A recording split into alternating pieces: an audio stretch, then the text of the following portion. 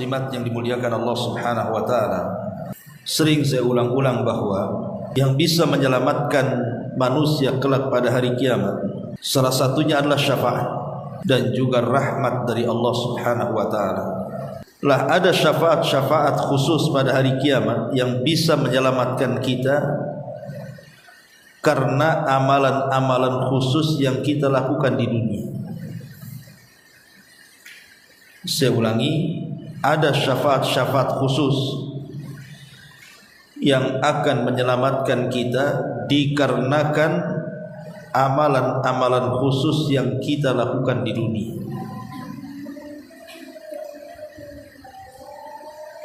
Kalau seandainya Allah Subhanahu wa taala takdirkan kita ini membawa dosa selain kesyirikan kepada Allah Azza wa Jalla, boleh jadi syafaat itu bisa menggugurkan dosa kita dan mengampuni dosa-dosa kita. Tetapi kalau seandainya kita tidak membawa dosa, maka syafaat itu menjadi peningkat derajat kita di sorga. Antara dua ini aja. Pertama, kalau kita bawa dosa, berarti dengan syafaat khusus itu dosa-dosa kita akan diampuni. Tapi kalau kita tidak membawa dosa, maka dengan syafaat khusus itu derajat kita akan ditinggikan di surga. Apa saja 10 perkara penyebab mendapat syafaat khusus itu? Ma'asyiral muslimat yang dimuliakan Allah Subhanahu wa taala, yang pertama at-tauhid. Bertauhid kepada Allah Subhanahu wa taala. Di dalam Al-Qur'an surah At-Taubah ayat 113, Allah Subhanahu wa taala berfirman, "Ma kana lin-nabi walladzina amanu an yastaghfiru lil musyrikin walau kanu ulil qurba min ba'di ma tabayyana lahum annahum ashabul jahim." Tidak layak bagi nabi ataupun orang-orang yang beriman memintakan ampun akan dosa-dosa orang-orang musyrik, walaupun orang musyrik itu adalah kerabat dekat, setelah nyata bahwa mereka termasuk penduduk jahanam. Ayat ini bicara tentang pamannya Nabi SAW, Abu Talib. Jadi Abu Talib itu sepakat ahli sunnah wal jamaah mengatakan bahwa meninggal dalam kondisi kafir, kecuali orang-orang Syiah. Mereka mengatakan Abu Talib itu muslim. Tapi kita ahli sunnah berdasarkan hadis-hadis yang sahih bahwa Abi Talib itu meninggal dalam kondisi kafir, karena semenjak dia hidup sampai dia wafat, dia tidak mau mengucapkan 2 kalimat syahadat. Sementara Abu Talib ini orang yang paling berjasa dengan Nabi SAW. Bahkan jasanya diakui dan dicatat dalam sejarah. Sehingga meninggalnya Abu Talib ini menyisakan kesedihan kepada Nabi SAW, dan setiap hari Rasul meminta agar Allah mengampuni dosa-dosanya. Tetapi Allah Subhanahu wa taala tolak permintaan Nabi dan diturunkanlah surah At-Taubah ayat 113 ini. Tidak layak bagi seorang nabi dan orang-orang yang beriman untuk memintakan ampun akan dosa orang-orang musyrik walaupun mereka kerabat dekat.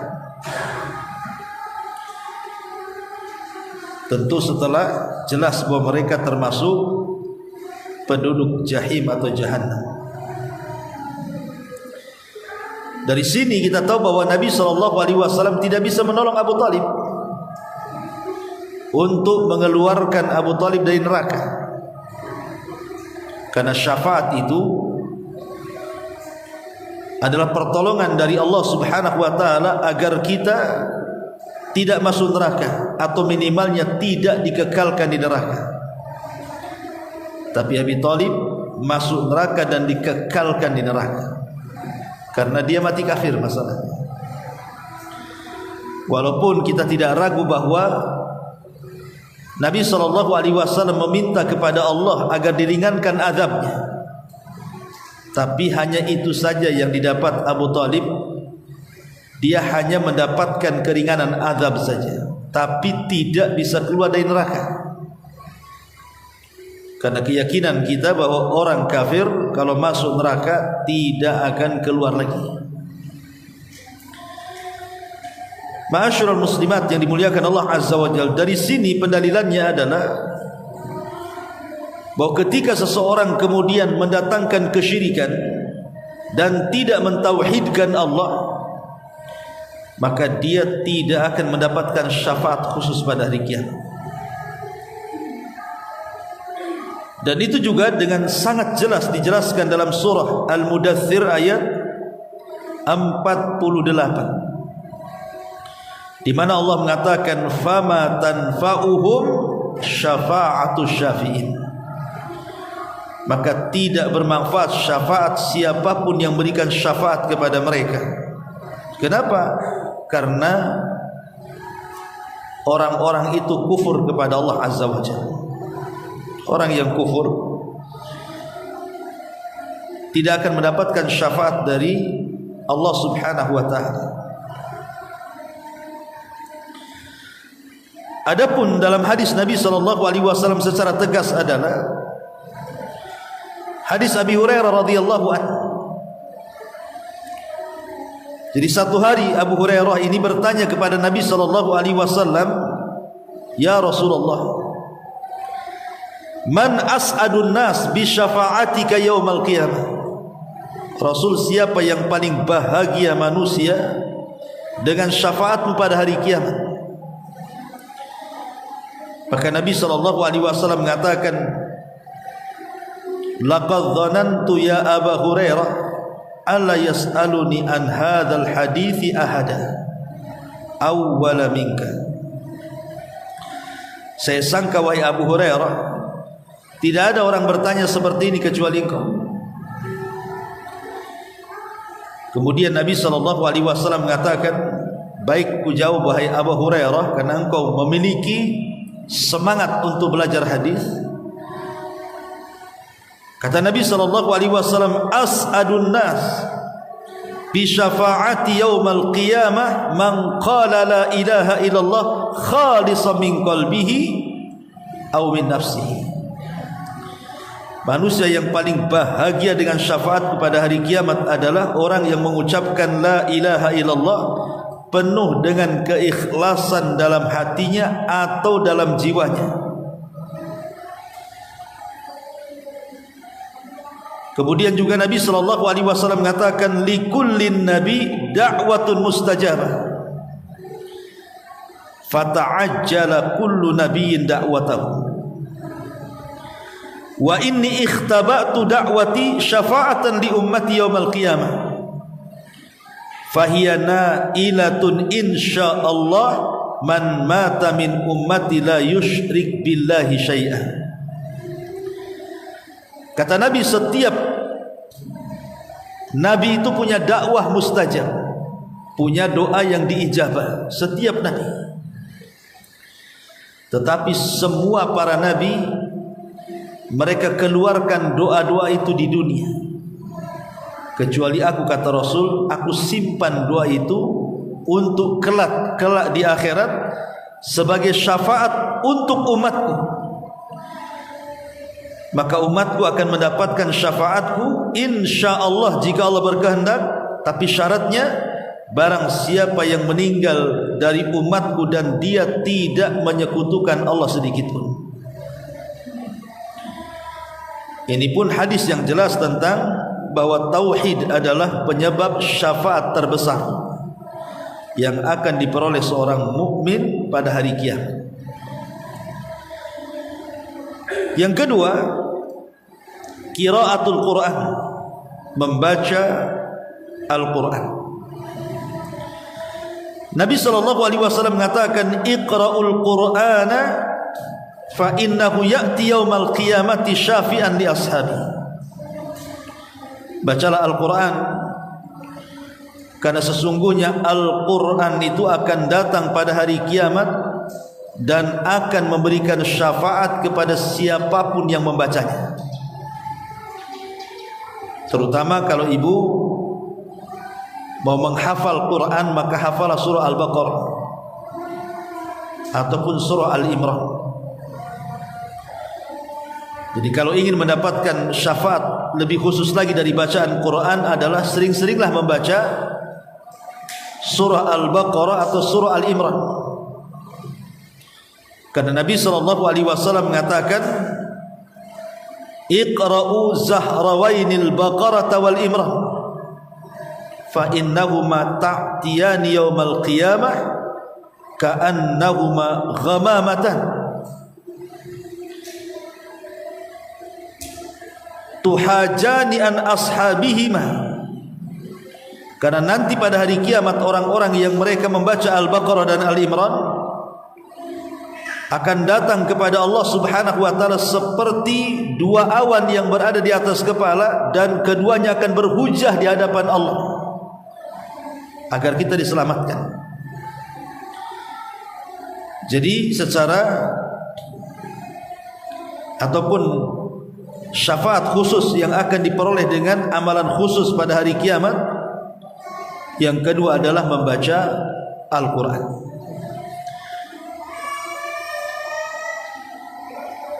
Kemudian yang ketiga, as-siyam, berpuasa.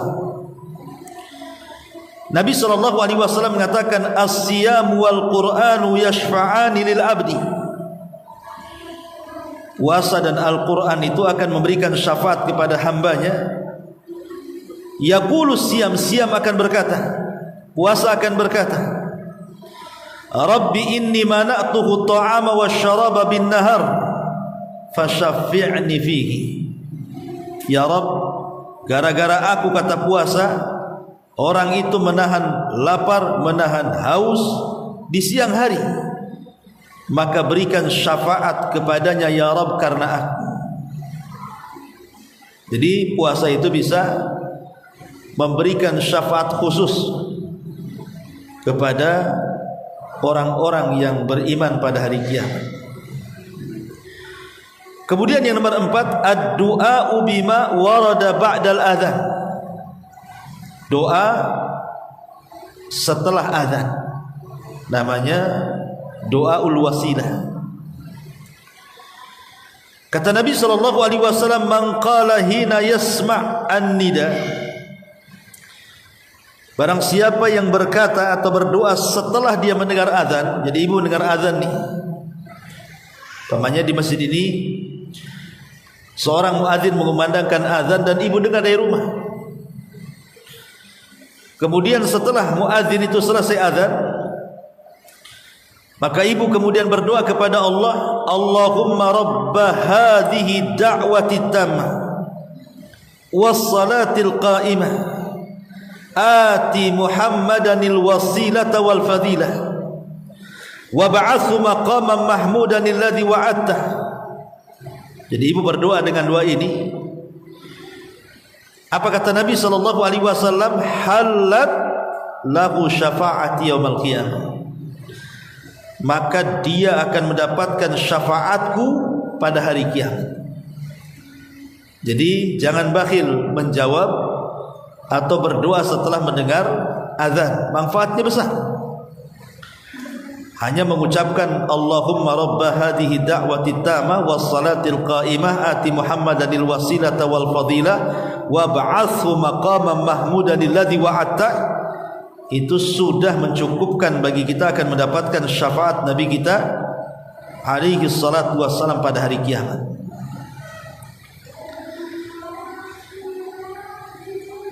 Kemudian yang nomor 5, suknal madinata was sabru ala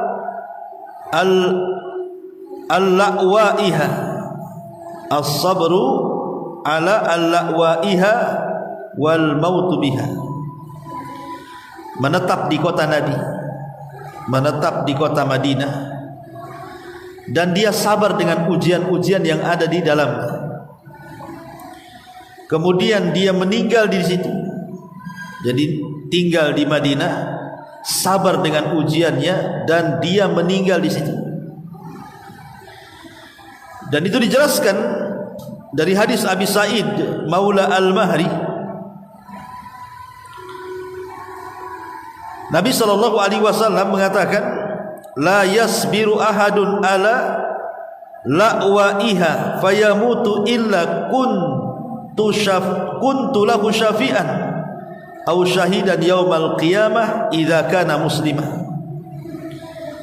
Kata Nabi SAW, tidaklah salah seorang bersabar tinggal di kota Madinah dengan menghadapi dengan macam-macam ujian dan cobaannya, kemudian dia meninggal di Madinah, kecuali aku akan jadi kecuali aku akan memberikan syafaat kepadanya atau menjadi saksi baginya kelak pada hari kiamat jika dia seorang muslim. Jika dia seorang muslim.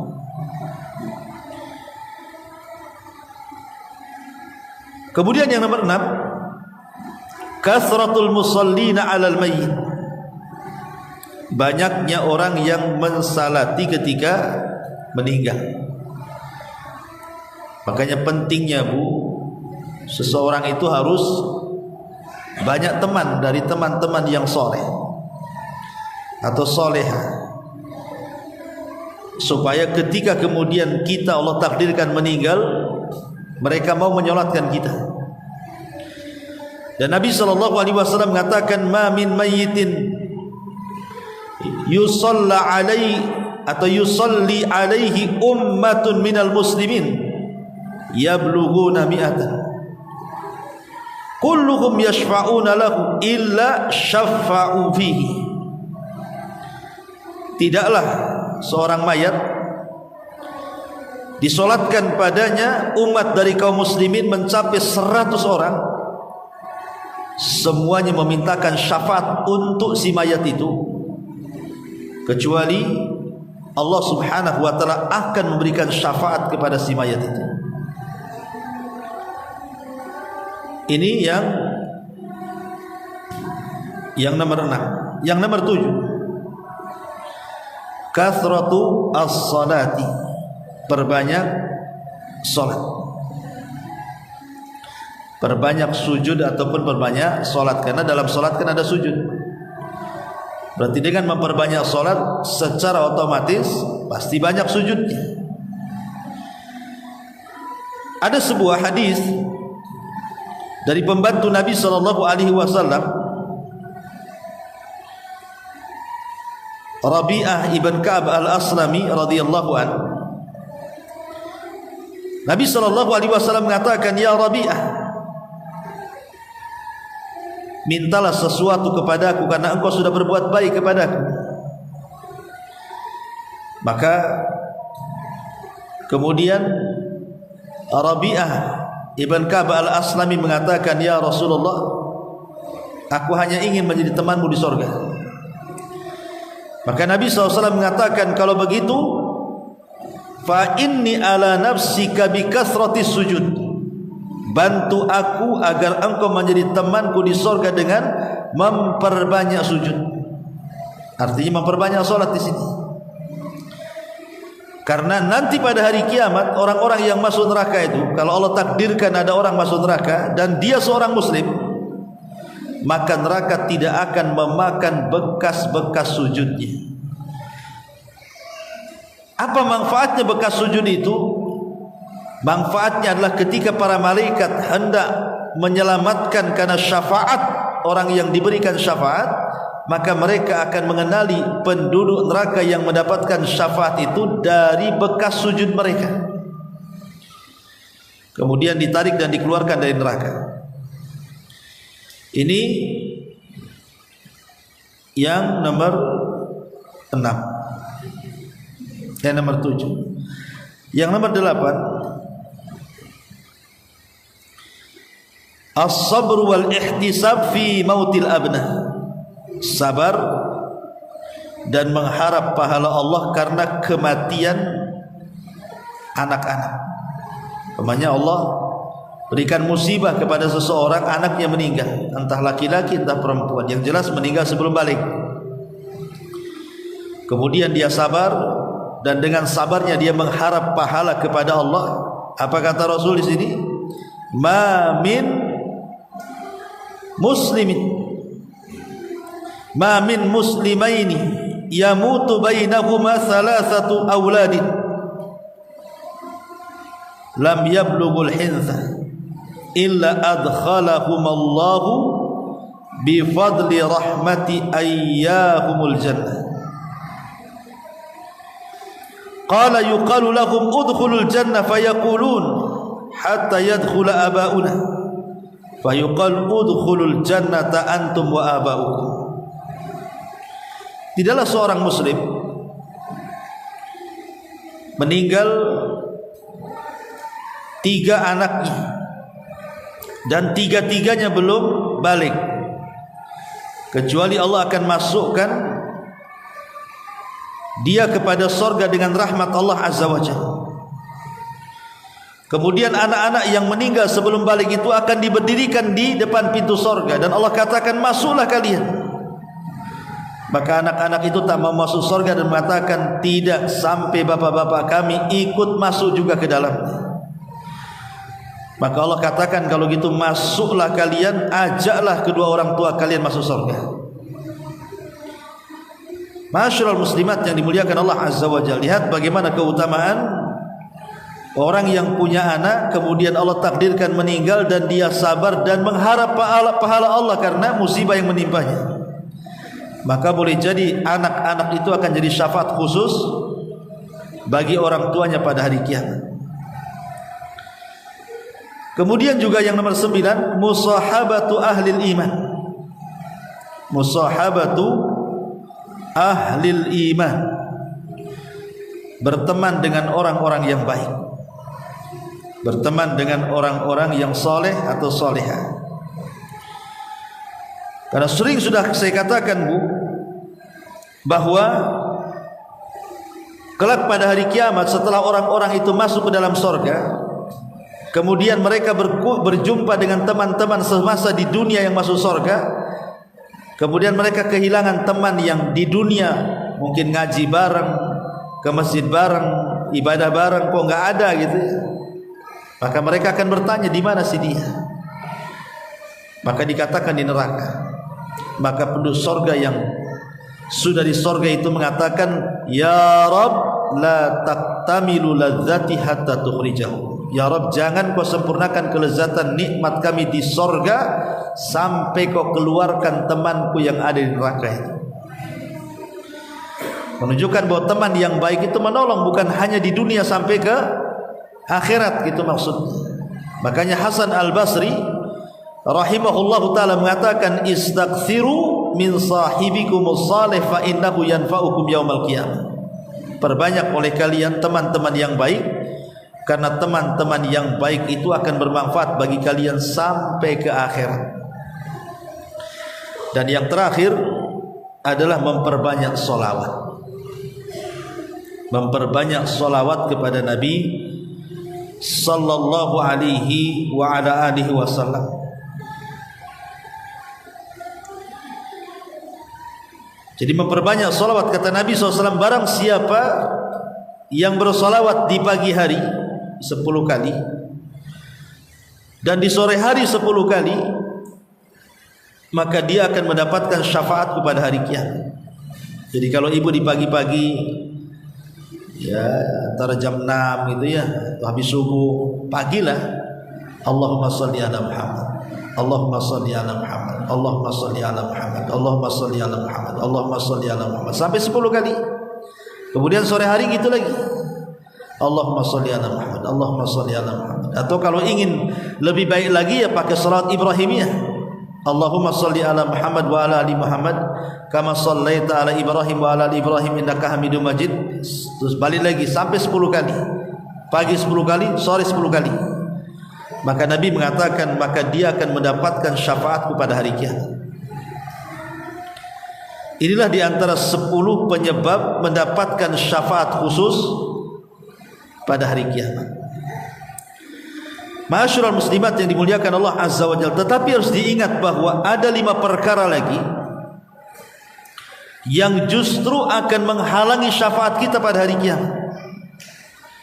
Maka hindari 5 perkara ini, karena justru 5 perkara ini akan mengakibatkan kita tidak akan mendapatkan syafaat pada hari kiamat. Yang pertama, at-talabbus bisyirki. Orang yang banyak melakukan kesyirikan. Karena syirik itu lawan daripada tauhid. Sebagaimana tauhid adalah sebab terbesar mendapatkan syafaat, maka syirik juga sebab terbesar terhalangnya syafaat.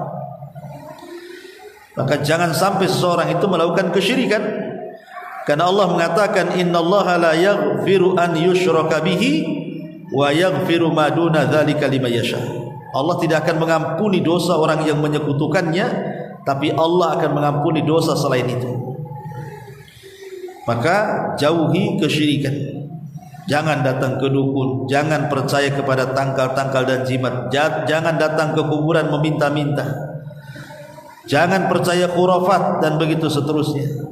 Karena ini penghalang syafaat terbesar pada hari kiamat adalah kesyirikan. Yang kedua, zulmul imam lil ibad, kezaliman pemimpin kepada rakyat, pemimpin yang zalim. Sebagaimana pemimpin yang adil diletakkan di urutan pertama orang-orang yang akan mendapatkan syafaat, bahkan akan mendapatkan naungan pada hari kiamat, di hari yang tidak ada naungan kecuali dengan Allah. Sab'atun yudhilluhumullahu fi dhillihi yauma la dhilla illa dhilluh. 7 golongan yang akan mendapatkan naungan di hari yang tidak ada naungan kecuali dengan Allah. Salah satunya urutan pertama imamun adil, kan? Imam yang adil. Tetapi ketika seorang pemimpin itu zalim, tidak adil, maka justru kezalimannya akan menyebabkan dia terhalang syafaat. Jadi risikonya besar pun jadi seorang pemimpin itu. Risikonya besar kalau dia tidak adil, terhalang syafaat Nabi. Kemudian yang ketiga, al-ghulu fiddin, melampau dalam agama. Melampau dalam agama, seperti orang-orang Khawarij. Mereka mudah mengkafir-kafirkan di luar kelompoknya. Orang-orang Khawarij itu mengkafirkan orang-orang di luar kelompoknya, dan berawal dari pengkafiran berakhir dengan pengeboman, pembunuh diri. Itulah Khawarij, teroris, ya. Ini yang ketiga. Dan yang kedua dan yang ketiga ini berdasarkan hadis Nabi SAW,